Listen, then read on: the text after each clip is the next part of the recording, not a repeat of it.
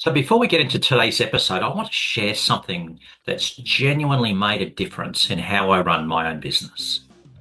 Now, for years, I organized my business using a paper diary, and that worked.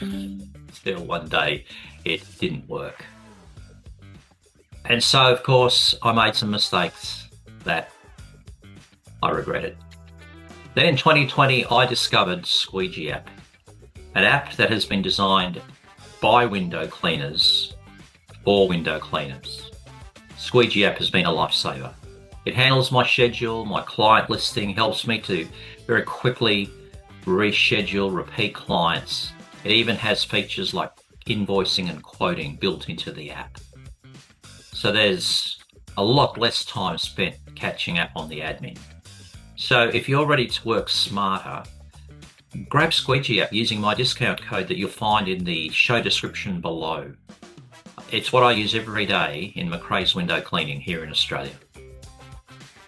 Welcome back, everybody, to the Window Pro podcast. Today, we're going to talk to Nathan Irsak from NWC Softwash in Sydney.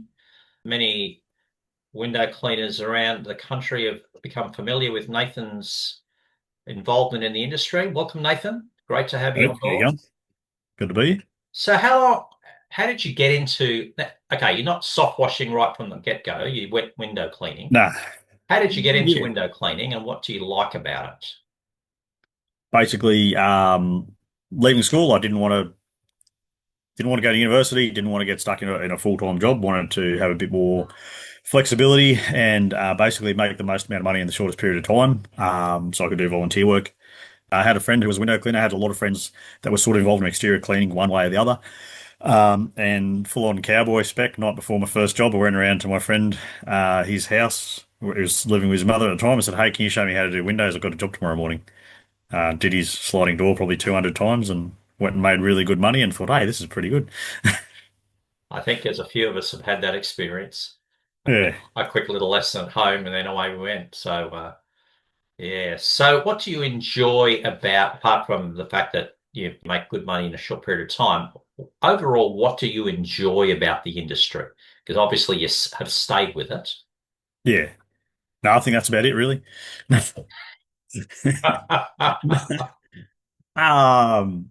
I should have thought about this. I think actually from personal experience now, now that I'm actually in a shop and in one spot too much, it drives me a little bit nuts being going to the same location every day doing the same job. Yeah. So in hindsight, I really like going to a different job site, different customers, different people, different challenges. At the end of the day, we've got to keep our minds active and solve problems, I suppose, if you simplify it. Yes. And every window cleaning job is a different job to solve. For a little while, we were doing office cleaning, and it was just the same jobs every week. Like I moved back from the country and I bought a little run of cleaning and stuff. And in hindsight, that was a mistake, but it got us through. And it wasn't too long after doing that where I was like, oh, I hate just turning up and doing the same thing. It was only like an hour a week or something, but yeah, doing the same thing every week drove me mad. So yeah. Yeah, and that's the thing, yeah, with window cleaning, it's true every day. Like today, I did a number of. There's a cafe chain here in Brisbane, and I do five or six of them owned by the same people. And even though I go there every few weeks, each time the job's different Yeah. because there's different. The windows are in a different state to what they were 3 or 4 weeks We got ago. a different set of signs up. They used to drive me nuts at cafes. So, like nothing really stays the same, and Hmm. yeah, you can tweak your schedule accordingly. Um, are you optimistic about the industry?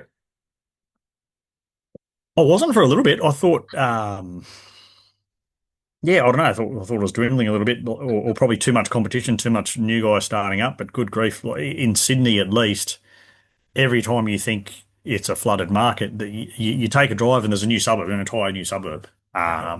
So that sort of made me not that I ever really worried about it. Like you can be flexible, you can pivot, you can be flexible basically if the market becomes a bit tricky. But um, case in point, probably. I reckon as little as 5 or so years ago in our area, I knew of maybe 3 or 4 window cleaners, and I was related to one of them and friends with the other 3 or 4.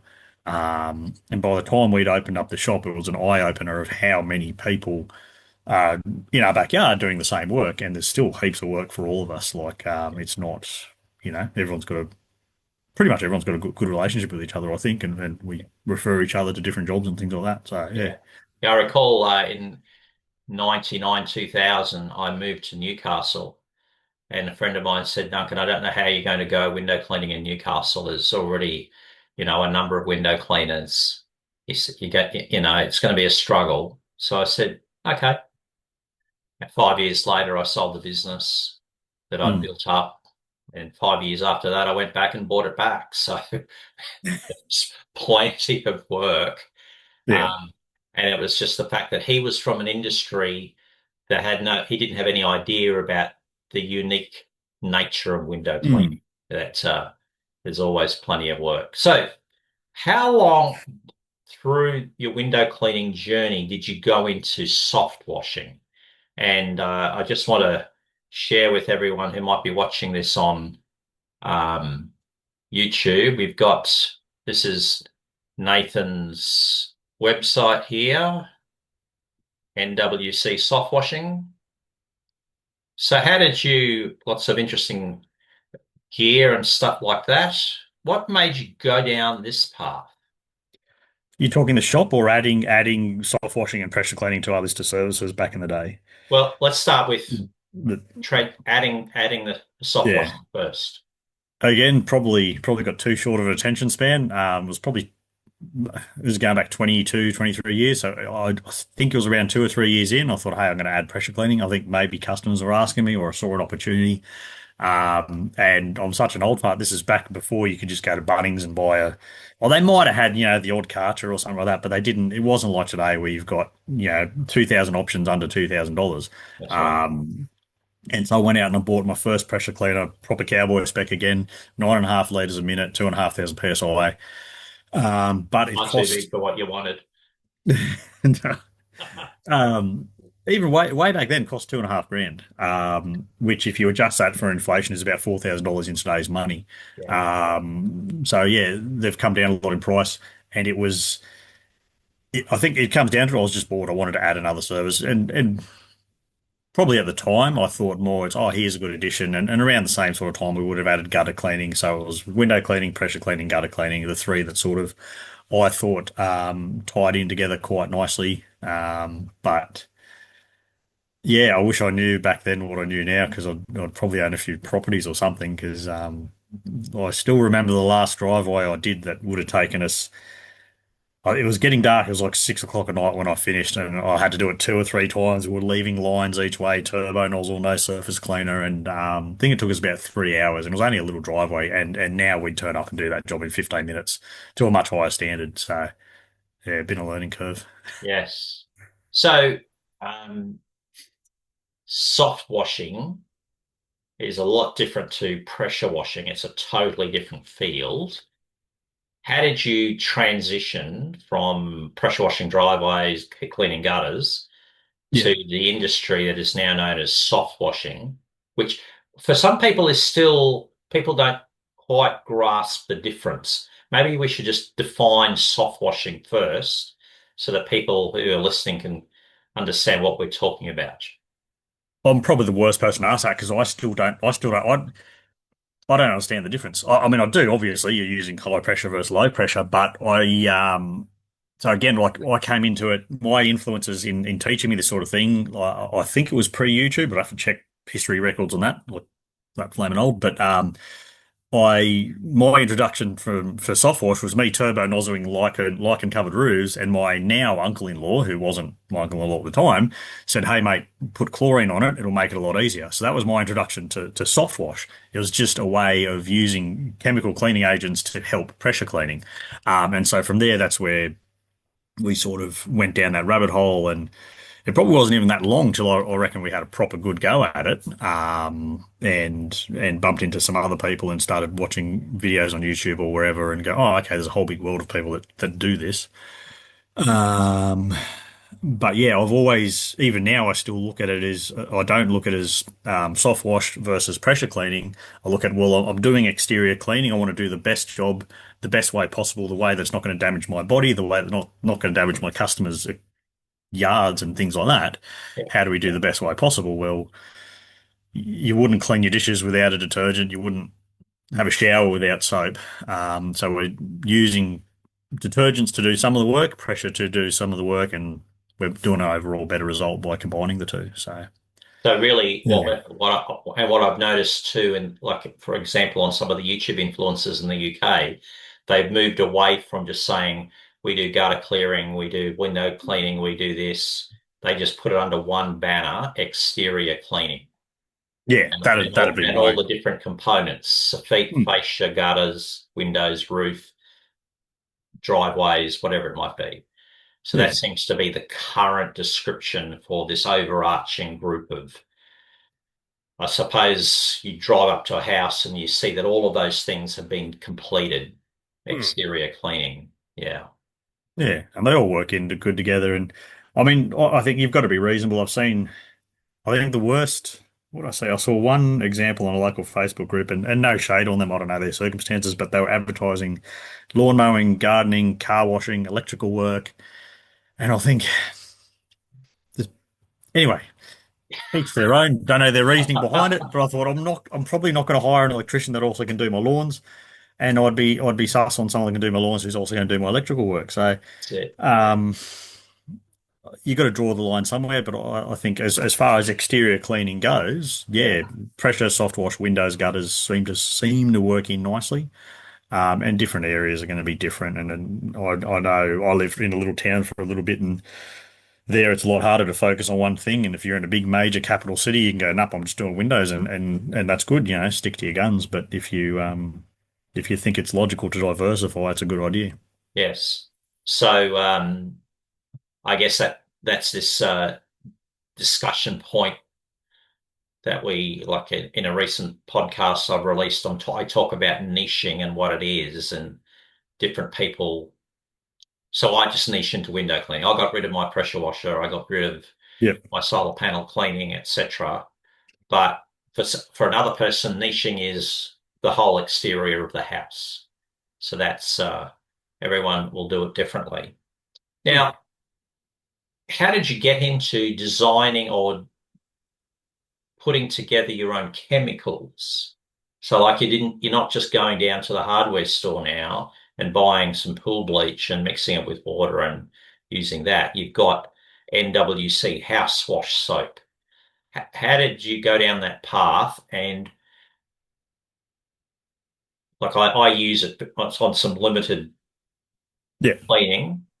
I use your product. How did you go down that path of developing? How hard was it to develop that product? Hard because of my OCD, but it's probably the best accident that ever happened to me. I Well, fill washed a us in. chemical, yeah, I washed a chemical cleaning plant building, and I got chatting to the owner, and I told him what I was looking for because what I was currently using was good on a lot of things. I was using an American product, um, but it was lacking in some instances. And he basically gave me a few different things to try, said we can tweak this and tweak that.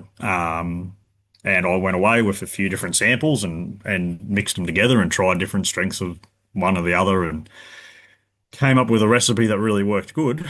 And said, hey, can you start making this for us? And it was really just for me and my crew to use. I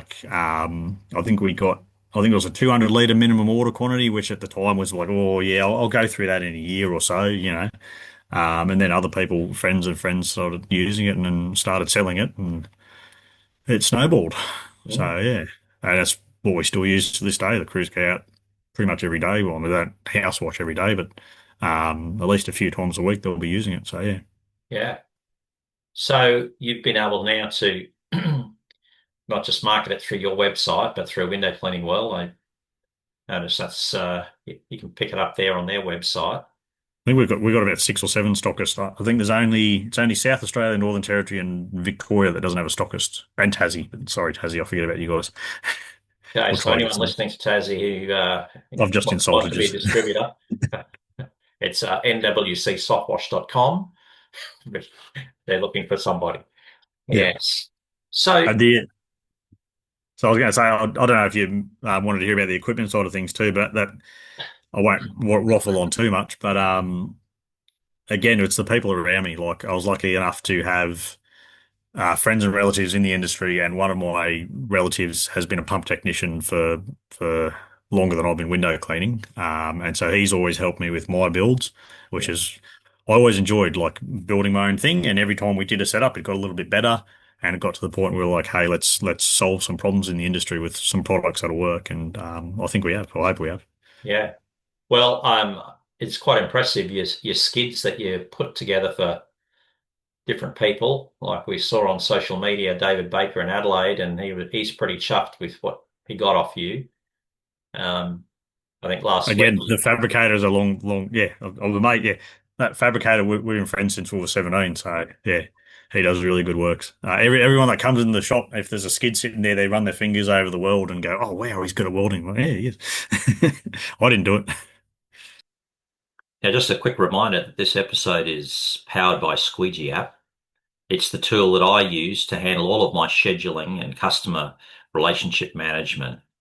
And it even has features like invoicing and quoting that can really make the organizing of your business so much more streamlined. In the show description of this episode, you'll find a discount code for Squeegee app. Try it. You'll really, really appreciate the help it will provide. So that skid that you market, that's like you've got a tank on board and you've got the deionizing and RO system on board, or do you have an option of what kind of purifying system? Yeah, we have an option, so we're pretty lucky, and especially we did our last training workshop here yesterday, and there was a lot of there was a couple from Adelaide, a couple from WA, a couple from Brisbane, and they all got to have RO, and their market's a bit different. And I was realizing how lucky we are in Sydney. We've got a plethora of work. You can pick and choose your customers to a degree, within reason, and we can just get away with DI, which is perfectly fine for our TDS. But yeah, so the base model comes with high pressure soft wash, window cleaning setup, storage, ladder rack, surface cleaner rack, but it's a DI based Okay. Yeah. one. The RO is an option, Yeah. which is fine. But yeah, So what would be the average TDS reading in your part of Sydney, in the northwest of Sydney? average. Don't tell me it's about 30 or 35. Yeah, it's not quite that good. 80 to 120, I'd say on average. We're actually in parts of the Hawkesbury where I'm located. I believe they pump out of the river, so it's up around 200. So it's not all paradise, but it's close. Yeah. Well, the difference between Brisbane, where I am, is 240, 250. Yeah, But if I go to the Gold Coast or the Sunshine Coast, it struggles to get to 100. yeah, okay, yeah, So, that's it must be where they're sourcing their water, the different dam mm, and so yeah. forth. Different water But quality. it makes such a difference. So yeah, in those places you can get by with DI. I Mm. use DI. I don't have RO, but I'm not using Yeah, it every day. So I'm on yeah. that balancing thing, and I think that's And that 250 is not great, but it's probably not horrible enough to, yeah, yeah. So if on a busy time of year, I'm going through a tank of resin, a 25-litre tank of resin in about 7 weeks. yeah, not too So bad. it's not too bad. I Yeah. if it was a higher TDS, then obviously it's a whole different system. So Mm. that's very helpful for people who are going, oh, I think I'm going to go into purification. I need to expand. What do I buy? For those who are listening, talk to someone like Nathan. Talk about the TDS. Talk about what you really need and what you don't need. And it's like a few weeks ago when I was talking to Brock Torning at Window Cleaning World. Some have got this idea that they've got to set up this massive system, but Mm. they haven't done any research as to what their locality really needs. So it's very Yeah. helpful having a website like yours that educates people. So Yeah. go, mate. I think my website's a bit the window cleaning side's a bit sad, but window cleaning, well, didn't they have a TDS map for a while, or were they looking at it? Or I I haven't know seen it if lately. if I've ever got a question, I just ring up Brock and be like, "Hey, what's the TDS here?" So I can. Yes, yes, But yeah, I think generally it's those four major areas: Adelaide, WA, and Northern Queensland that needs it. So yeah, that's true. That's true. Now, with all your experience in the industry, whether it's exterior cleaning overall or just window cleaning, what are Nathan's top three tips for a newbie? oh yeah, forgot about this one. Oh, can we pause it so I can think? Um, Number one has to be do a good job. Like um, it takes time, especially with window cleaning. It's skills. It's skills based more than it is equipment based. Not that pressure cleaning, soft washing isn't skills based, but the equipment makes a bigger difference. Like um, you can be the best window cleaner in the world using the worst squeegee, you'll still do a good job. Um, it's just takes time and patience to practice things like fly screens and dealing with customers and all the little things that go around it. Like you can squeegee a window, but yeah, take the time to do a really good job, and then you get referrals and you get five-star reviews, and you can have all that organic marketing, which then now in hindsight, I didn't realize how much that saves us now. Like we don't generally spend money on ads. We'll spend them, run some ads for maybe 6 weeks or so in winter. And that's only recently. For a lot of years we weren't, and that's where I think the market's changed a little bit now. It's a little bit more seasonal. So yeah, So do a good do a good job. job. So in other words, really develop your skill set. Yeah, yeah. Yeah.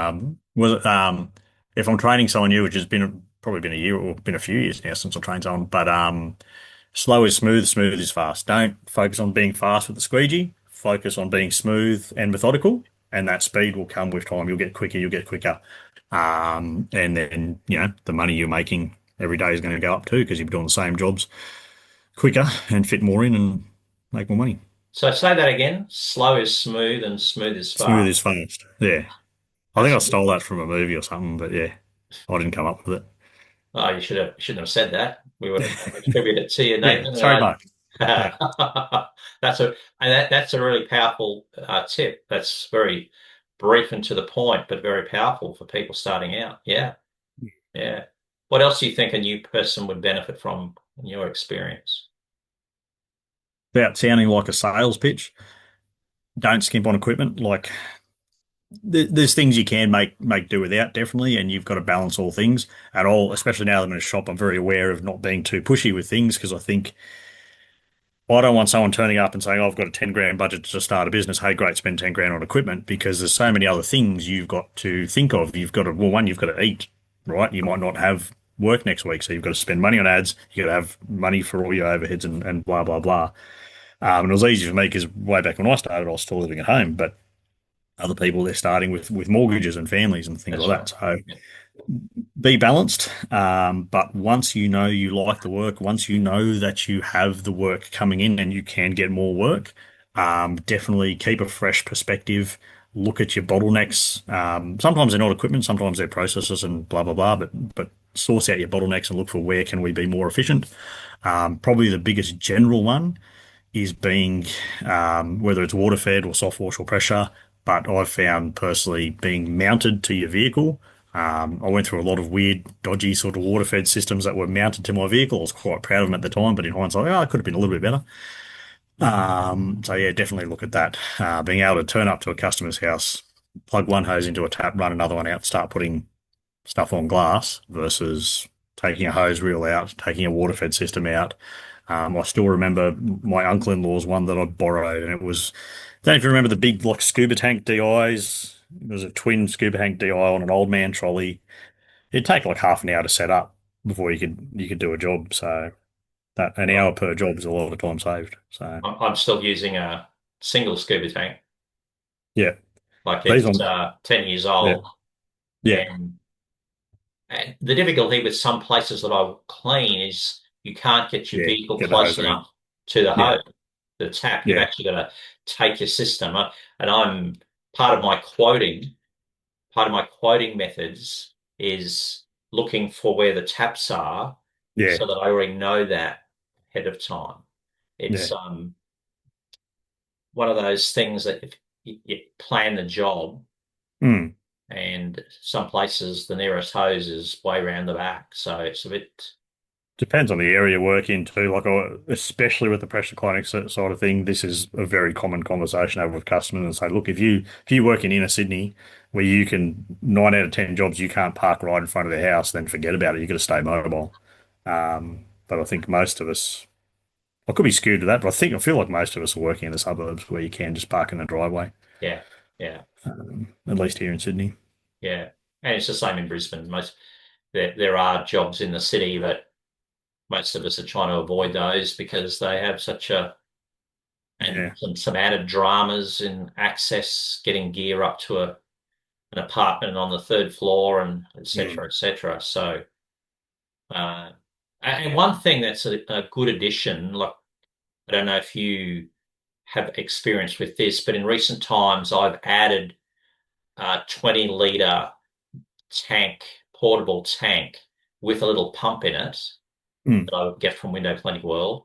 And that's great for taking upstairs where you've got a little, just a few jobs that need pure water cleaning, but you don't have to actually do any plugging in of your big Yeah. system. So just having those extra pieces in your arsenal can be very, very Mm. helpful. Well, Yes. that was a bit of an accidental game changer. On the crew's got one of our ultimate skids now, and we set that up with the optional 12-volt pump to pump out of the tank, and they love it because they'll turn up to a job, they don't even plug into the customer's tap. It's just one hose out, push a button, and they start cleaning glass. Yeah. So I haven't released them yet. I built one as a special order for a customer. We're doing little window cleaning skids soon that'll have 150-litre tank in it, supply hose in, 130 odd meters of water fed hose out, and a 12-volt pump and battery. So hopefully that'll solve a few problems for some people, but we'll see how they go. Yes, absolutely. Absolutely. So you obviously enjoy um, designing the streamlined equipment for So I got people. bored with window cleaning, bored with pressure cleaning now, like designing and stuff. But then I get bored sitting at the office playing around with stuff too. So was it last month I went, probably did too many jobs. I'm trying to stay off the tools as much as I can. I think I've been out maybe a dozen days this year, but I want to keep my foot in the industry actually doing it. I don't want to be completely out of the industry and completely not using the equipment. But it's definitely becoming a harder balance to strike with dedicating time to each one. So Yeah. yeah. So tell us about your training days that you organize at your business premises. Yeah, so it's I held off on doing them for quite a while because I thought, oh, who the heck wants to hear me speak? But it's basically trying to cram in 22 years of crap stuck in my head into one day. So, and I've realized, especially now that we're in a shop, like there's so many little things that you pick up, um, and it's nothing that, it's nothing amazing about me. It's just I've had those people around me. And when we open it, that's one of the things I mentioned. Like I've even had people, the extreme opposite example. I've had people tell me, "Oh, my relatives were really against me starting an exterior cleaning business." They said, "Oh, what are you're going to be a cleaner, right?" Whereas I had the opposite influences. I had really good influences, like, "Oh, that's great. Yeah, yeah. Here's some tips. Here's this thing." Yeah. So there's all these little, just stuff like nozzle sizes for pressure cleaners. That just I know, right? Or how to connect a tap fitting to a tap, right? Like we sold a window cleaning setup to someone and they had to come all the way back for us to show them how to connect the tap fitting to the hose reel. And some people laugh at that and don't get me wrong, I thought it was funny, but and I get it if you've grown up in an apartment building or something like that and you one of my crew didn't know how to Yeah. hook up a tap fitting when I first trained him. Like it is what it is and it's amazing the amount of need there is for training because you can just jump in and start, but you can also jump in and start with a massive head start, which I hope is better. Yeah. I mean, we don't cover little basic things like how to put a tap fitting on, but we cover as much other stuff as we can. And Yeah. And it's acknowledging that people come from different backgrounds, but they want to yeah, try and make a success of their business. And so your yeah, training day will give them a good leg up to get that yeah, business successful. Yeah. yeah.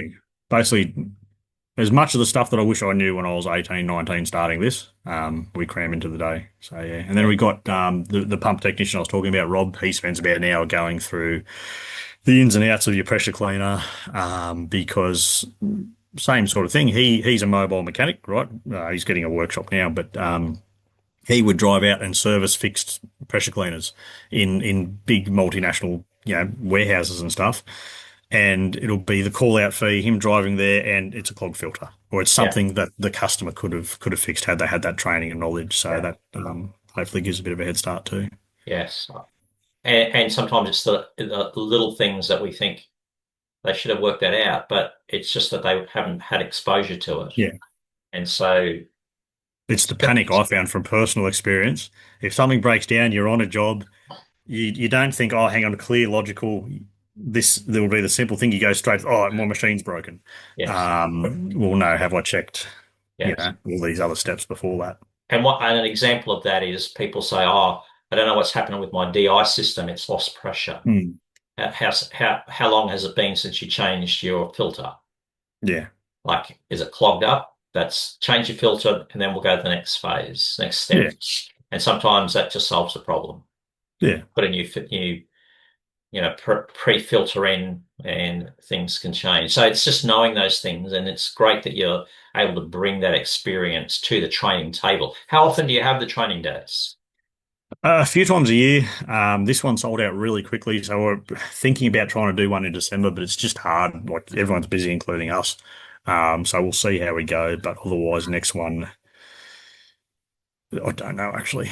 Yeah, sometime next year. Yeah, We'll yeah, probably try to do one in December, I think. yeah, Just because I know Rob's busy, I'm busy early next year. So yeah, yeah. Ha- probably 4 times a year, I think, on average. Yeah. So do you just market the training days through social media, or do Yeah, you? just social media. I think this time we didn't even get time to boost the post or anything. I normally put one post up, and then if it's 2 or 3 weeks out, I'll boost it for a bit to get a bit of more Yeah, presence to make sure we sell out. yeah, But it sold out really quick. But we do cap it at like 9 or 10. We could have 20 or 30 people there and really open it up, but then it's not. It sort of cheapens it. Like there's not as much. Not that it's one on one, but it's almost one on one, if that makes sense. Like people can yes, freely ask questions and we can go off on little tangents and then get back on.